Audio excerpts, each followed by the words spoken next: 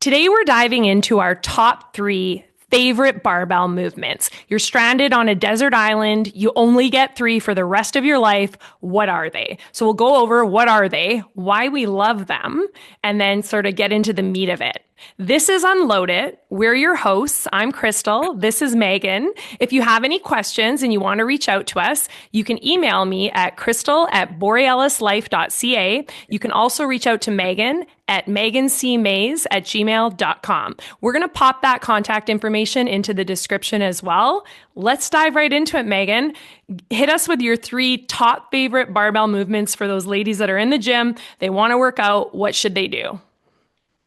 Yeah, so thank you. My top 3, the desert islands portion of it might change things a little bit because I'm something that not only keeps me strong, but I'm emotionally invested in because I need something to look forward to if I'm alone on an island. Yeah. But I think the first lift I would go with is the close grip bench press. Love it. I just love this lift. Whenever I see it in my programming, I'm like, how soon is it Monday? Yeah. And can I maybe squeeze 2 sessions into the week, which I found out it's like not actually a good idea doing those same 2 movements heavy in a week. But yeah, probably one I would choose first. Now, first I'll say what the close grip bench press is. It's simply our bench press, but with a more narrow grip. So about shoulder width. And while we see a decrease in pec contribution, we have a little more triceps involved through a longer range of motion. So this is where most people consider this to be a bit of a tricep exercise. And who doesn't want big, beefy triceps? Did you know, I have to ask you this, because this has been my experience with the bench press. I've heard this. People like my clients have said this to me. I've heard other women and men tell women that they shouldn't bench press because it makes their boobs smaller. Have you?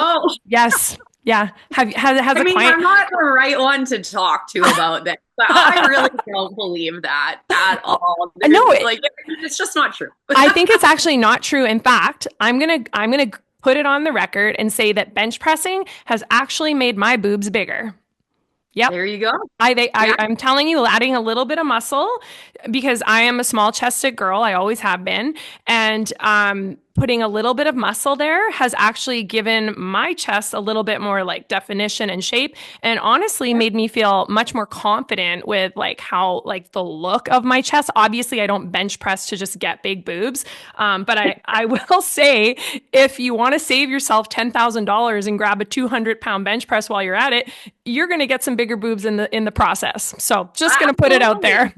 Yeah, I love that. And honestly, my chest, I have a pretty lean chest as well. That's actually, a friend a few years ago came over and said to me, you have a really lean chest. And I think she was meaning that as a compliment. I definitely took it as a compliment, because I love a strong looking chest. Not that, me too. That's what this lift is all about, but I just disagree about women not doing it.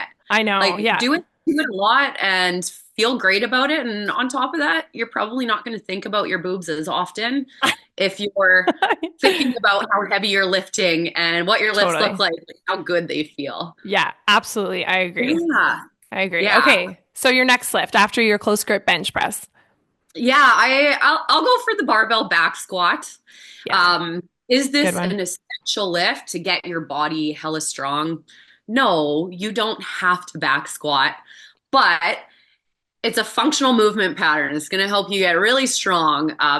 People love doing it. It's a much more technical lift than most people realize, but you can get really excited about just a deeper squat, bigger 7-rep max, not always thinking about a max to get a huge benefit out of the lift. Yeah. So, and beyond that, especially thinking about being on an island with only my barbell and nothing else, maybe a few weights, people attach themselves emotionally to the back squat. Yeah. When I get messages from my clients after programming back squats into our class programming, so we see a lot of people doing this one back squat cycle all at once. Yeah. This is where I get the most text messages. This Yeah. is where I get the most. It's exciting. My inbox just fills up with Yeah. excitement over how many reps they did, or that their squat was a little bit deeper than it was before. I Yeah. see the most videos posted. So if that gets people excited about lifting, then that lift belongs in your program. I Um, agree. Do you find Aside from like, the goals, but you do not have to back squat, but yeah, man, people love it when they do well with it. they do. Yeah. And do you find like, do you still run up against people feeling like scared? Like there's still like this sort of pervasive message Oh that yeah. it's a dangerous lift and like people shouldn't back squat. Like, do you still get that like with your Oh, so clients? much. Yeah. Yeah, yeah. All of that fear mongering around lifts it's all out there still. Yeah. I I feel like the people I tend to speak to and follow are trying to debunk or change that message, but Yeah. it's obviously still floating around out there, and sometimes people just go a little too heavy too fast, Yeah. or they just aren't in control of the lift and they might Yeah. hurt some a little bit, but that doesn't mean the lift deserves a bad Is reputation. dangerous. For sure. I agree. I Mhm. always tell clients, and like when I have those discussions about like lifting being dangerous, there are no lifts that are inherently dangerous. It's how you do them, right? So like Oh, that's a big piece. And even then, like we want to try to remove barriers to movement, not create them. So when I see people like talking about lifting being dangerous, I just feel like, what are you getting out of this? Like you like keeping people weak. Like what's the end game here? So I always find that so frustrating. Okay, your third and final lift. You're on the desert island. You're completing your workout. What are you doing? yeah. Well, I mean, this lift does include a little bit of hinging activity, but it's not. It might be lacking in well-roundedness between around all three lifts. But I'm going to choose the pendlay row. I love the Penley Pendlay row. or pendlay? I was going to ask you this before we started the show. You call Oh, it pendlay or pendlay? I say Pendlay, like just kind of based on Okay, how it's spelled. that's how Yeah, I say it too. it's his last name, right? It's Glenn Yeah. Okay. Penley. Yeah, so yeah, I think that's what we Okay. call it. Yeah, Penley. Okay. Lovely. But yeah, I mean, you're going to strengthen your back. You're going to strengthen your grip. You're going to feel like a badass doing this lift. I love Yeah, that it's from a stop on the floor every yeah, single rep. So all around, it's a solid good lift. one. It can be replaced with other great lifts, but it Yeah, would be a fun one to be in there. I yeah. love that one. The I Desert like the Island. Penley row. I like it. I think of it too. Like I do think of it as a bit of a compound lift because, like you said, you've got that hinge. So, Yeah. you need to be able to like brace and really like engage the right muscles so that you don't end up like round back pulling off the floor. Yeah. And it's like a real good opportunity to strengthen that midline, that core, and obviously build your back. And I like throwing Yeah. it in for clients that are like looking to drive up some of those other lifts, and even gymnastics. Like you want better pull-ups, do some Penley rows too. Like it's a really Oh, good totally. one. And Yeah. I mean, as far as functionality goes, if you're maybe building yourself a shelter, climbing a tree Yeah. to gather some coconuts, Yeah. pendulum row is really going to help you out. I feel So like you're really leaning into this desert island. I've thought about it too many times, not about my barbell, yes, but Yeah. food and tools that I might bring. I don't always love the question. I would try and bring everything. So Yeah, yeah, it's true, right? Like let's be real here. Before we find food, we are making sure we have our gym set up. yes, well, probably. Yeah.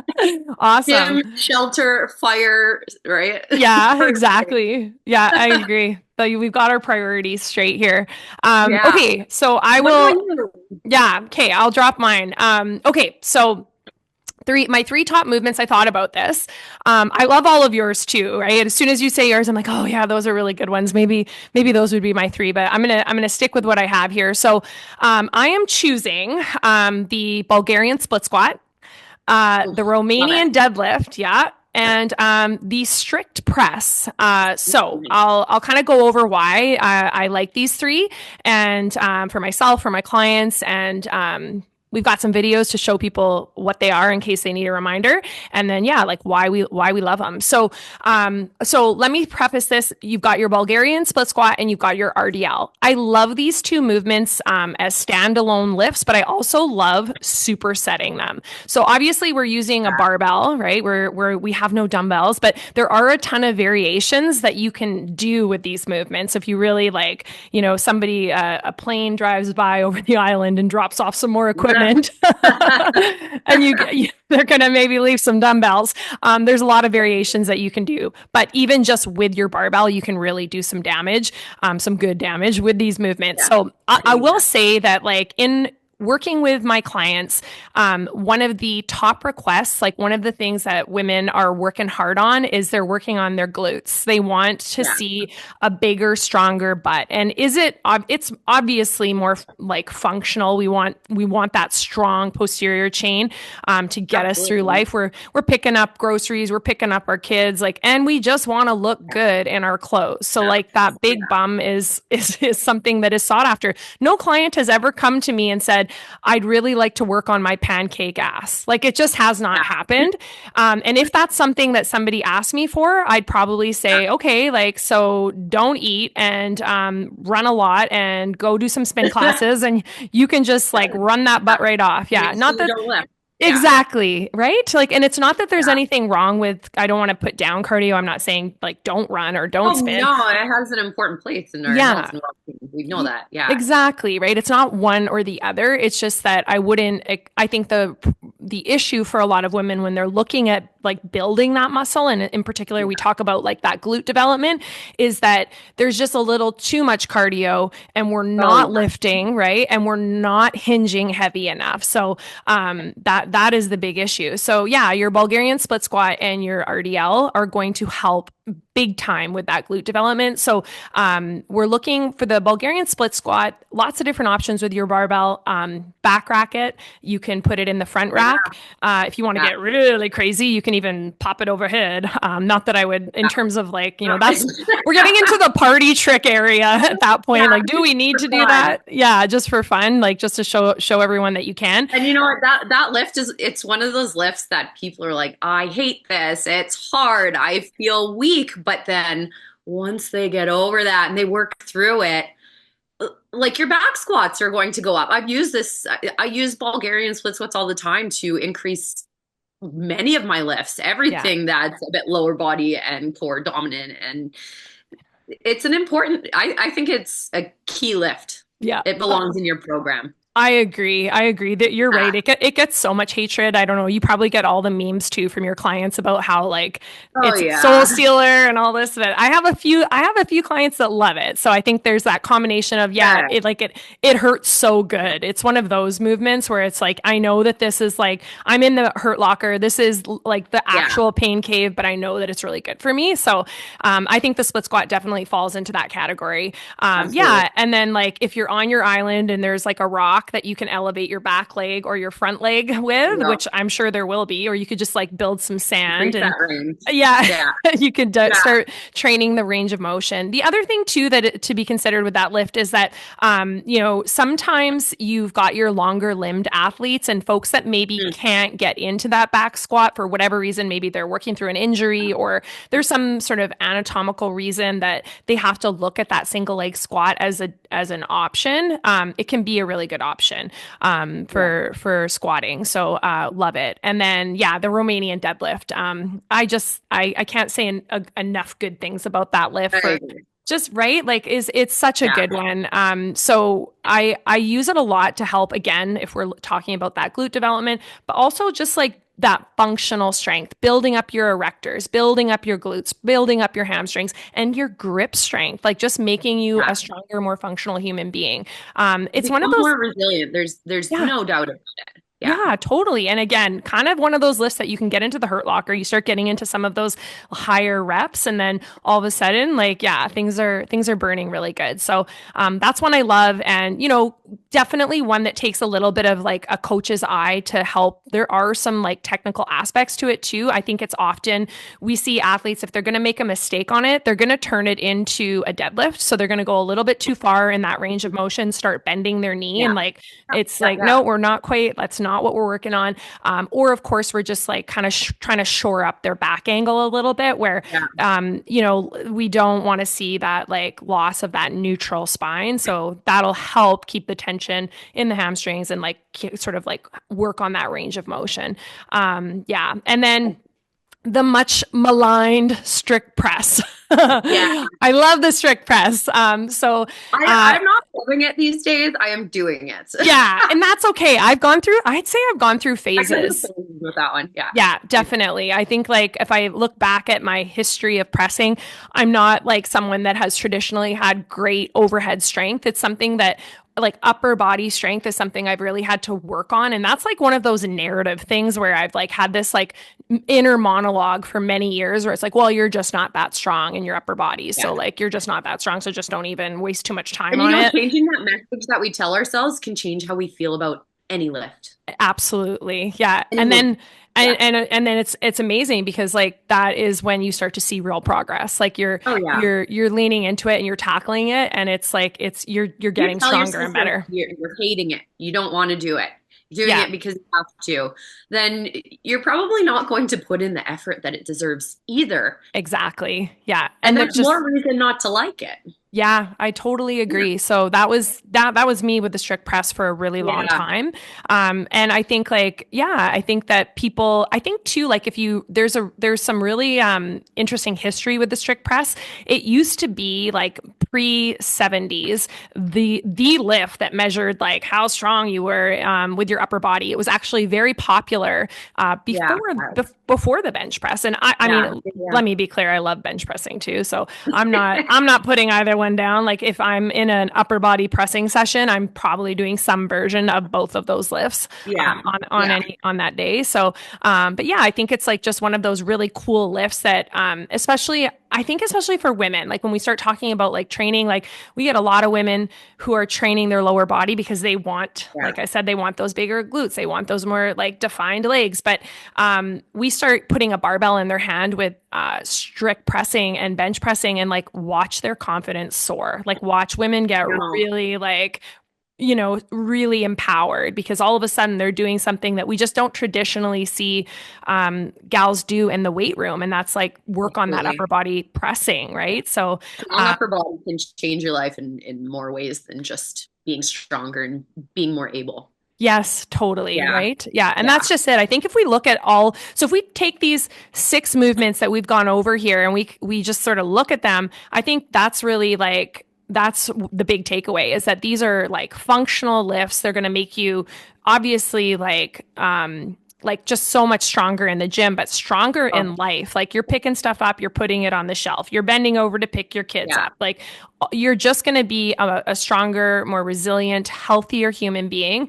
And if you combine that with like some other healthy habits and like a really good approach to your overall lifestyle, you're going to look really freaking great. I know. I know. And you know what? As much as women like tend to lean towards cardio first, because Yeah. that's a lot of what we've just learned and been told. When I favor strength training over conditioning, as in I'm still doing my conditioning, but I kind of put it second, Yeah. whether it's in my day or just in my week. I put it second, or in my mind, it's second, as in I'm giving much more effort to my Your heavier lifts. lift. Yeah. Leaner, and my conditioning is better than ever. But Yeah. the look, if I'm going after a strong look, which I do want to look and feel strong, Yeah. strength training and these heavy lifts is the way to go. And It's where then it's at. your split squats and the close grip bench press, these breakthrough plateaus for other lifts. Like these are Yeah. excellent choices. Yeah. Yeah. I agree. I agree. So yeah, that's where we're at with our desert island lifts, and I think that anyone would agree Will that we those. survive? Not very Yeah, long, but we will be strong. yeah, exactly. We will have, I guess, big boobs and big butts. Yeah. And be strong and be functional. Yeah, on our desert island. Yeah, we'll Yeah. definitely Yeah. Thanks so much for watching Unload It. We're your hosts. I'm Crystal. This is Megan. You can reach us, Crystal at borealislife.ca, megancmaes at gmail.com. Again, the contact info is in the show notes. We're going to be dropping an episode for you guys here on Fridays. So if you haven't, please subscribe to our YouTube channel. We'd love to have you check back in because we have all kinds of things coming up: fitness, nutrition, and honestly, just fun.